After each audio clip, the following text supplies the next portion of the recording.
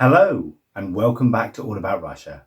My name is Andrew, and in this video we're going to be looking at one of the Turkic peoples nestled in the Siberian taiga, the Chulums. The Chulums, or Tatars as they call themselves, are a tiny ethnic group that primarily inhabit two villages in Siberia, one in the Tomsk Oblast and the other in the Krasnoyarsk Krai.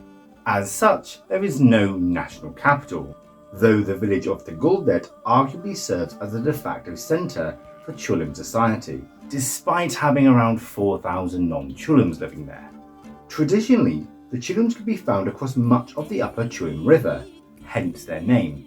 They are one of the many Siberian peoples who identify as Tatars, though their inclusion into this group is heavily disputed for reasons we will discuss. As of the 2010 census, there were a mere 365 Chulums in the Russian Federation. As such, they have no sub-ethos groups, and are actually considered by some to be a sub-ethos group of both the Khakas and Shor ethnic groups. This is because their language, Chulym, is very similar to both Khakas and Shor, historically both peoples having settled along the Chulym River as well. The Chulym language is in the Altai branch of the South Siberian branch of the Turkic family tree. Traditionally, the language had several dialects, but only one has survived today, Middle Chulym. This language is, however, on its deathbed, with a mere 44 native speakers, many of them elderly. Despite being very similar to both Khakas and Shor, this language actually has many Tatar loanwords into it, for reasons we will explain later on.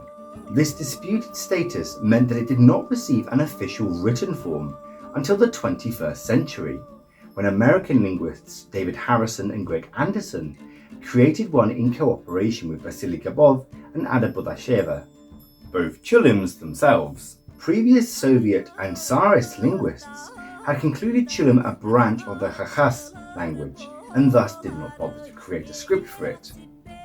The written form is based on Russian, but has extra characters to capture sounds not present in the Russian language.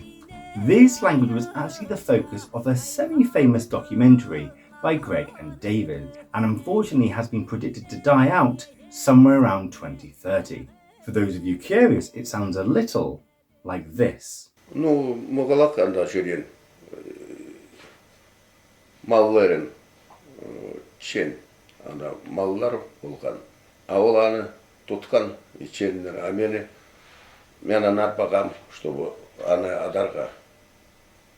Но багам. Early Chulym history is shrouded in mystery.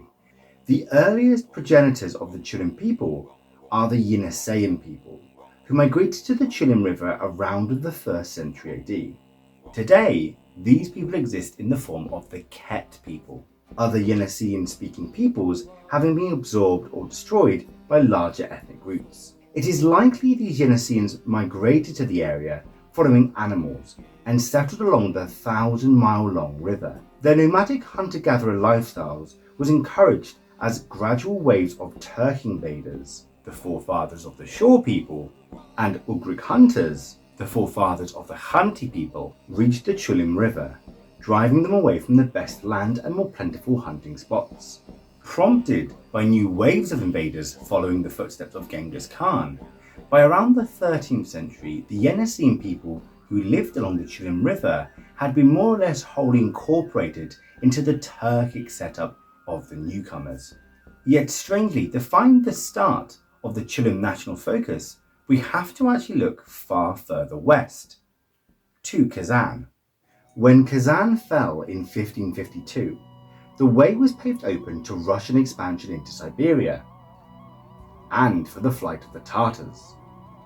By 1582, the Russians were attacking the Khanate of Siberia, a remnant of the Tatar hordes that had followed Genghis Khan west, and by 1598 had toppled it.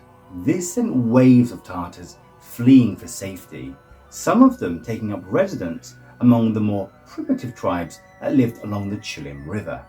These tribes had, at some point, become tributaries of the Siberian Khan, so to incorporate numbers of Tatars in their ranks wasn't wholly foreign.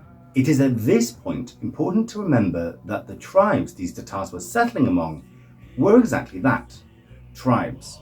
As we explored in our video on the Altai people, which you can check out over here, these tribes were exactly that, separate and independent, sharing only a common language, cultural customs, and an overlord. Thus, this experience would have differed from tribe to tribe, some adopting more or less of Tatar customs and language. There is, however, another argument, that the tribes that these Tatars fled to were not foreign at all. After all, they shared the same ancestors who had arrived in the region, and this was perhaps less a case of settling in with vassals, but more seeing cousins who lived slightly differently, hunting and fishing along the Chulym River. Irrespective, by the time the Russians began to be able to enforce their will onto the Chulym River, the population had taken a Tatar identity.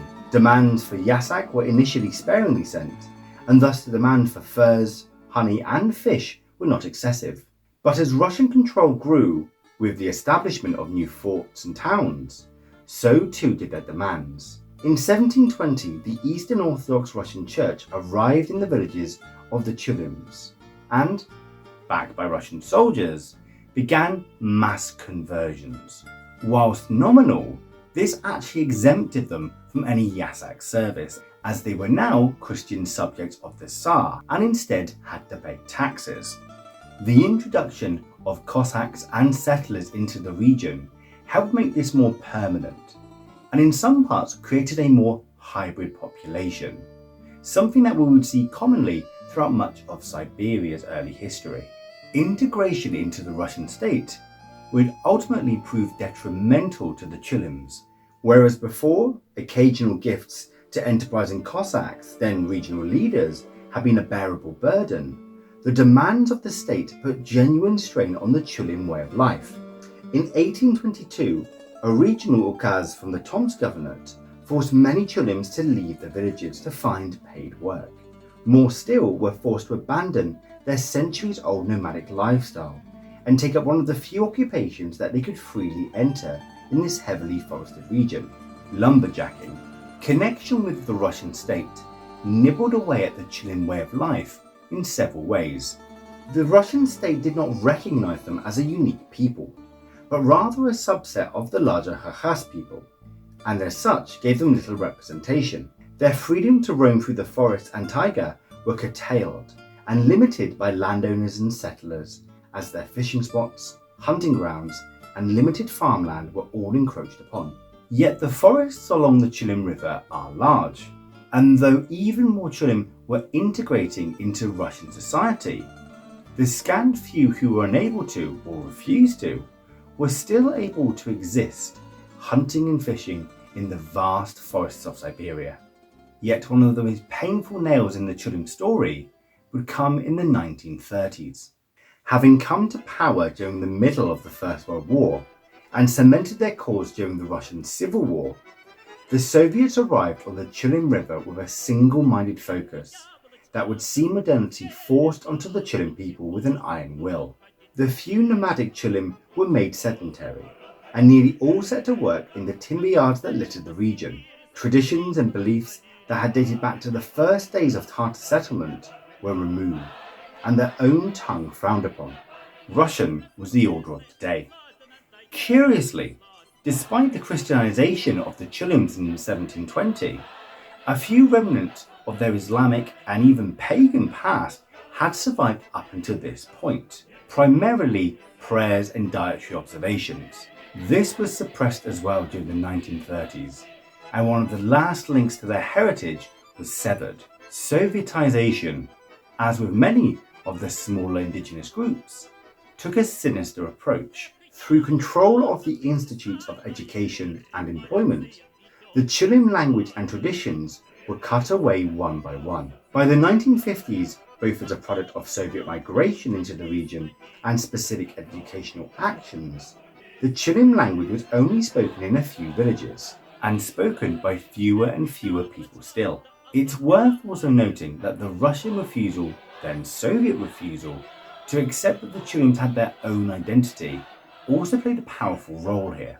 If the very state you live in does not recognise you exist, it is very easy to lose that identity, though thankfully not all Chulym did. With the rapid decline of the Soviet system and the freedom that came with glasnost, in the 1989 Soviet census, several hundred people recorded their nationality as Chulym. The Soviet Union, having done so much to hurt the Chulym national identity, in its death throes lashed out once more. The end of the Soviet system removed the support the state had put in place for remote communities, and between 2002 and 2010, the Chulym population halved. As mentioned, there are only a few hundred Chulym left, and much like the Besamanye, which we spoke about in this video, unless something dramatic is done, they will soon cease to be. Whilst the Chulym who live today may be either atheist or follow the Russian Orthodox Church, the traces of their Islamic and pagan past before that have been utterly wiped out. Historically, the dress of the Chulym were practical and came from animals they hunted. For both men and women, loose sets of trousers and skirts made from homespun fabrics were common clothing, complemented with deer or elk skin robes on holidays. Holidays too brought more colour, with female Chulym wearing headdresses made of red velvet and satin, adorned with beads. Sadly, there are no festivals or celebrations that are unique to the Chulym people, they all having been superseded by Russian ones. The Chulums are an interesting but dying people who, in all honesty, may well fade into the wider Russian population within our lifetime. Theirs is a story of assimilation, occupation, and hopefully one of rebirth. Thank you for watching. My name was Andrew. Up next are the Chulums. Paka.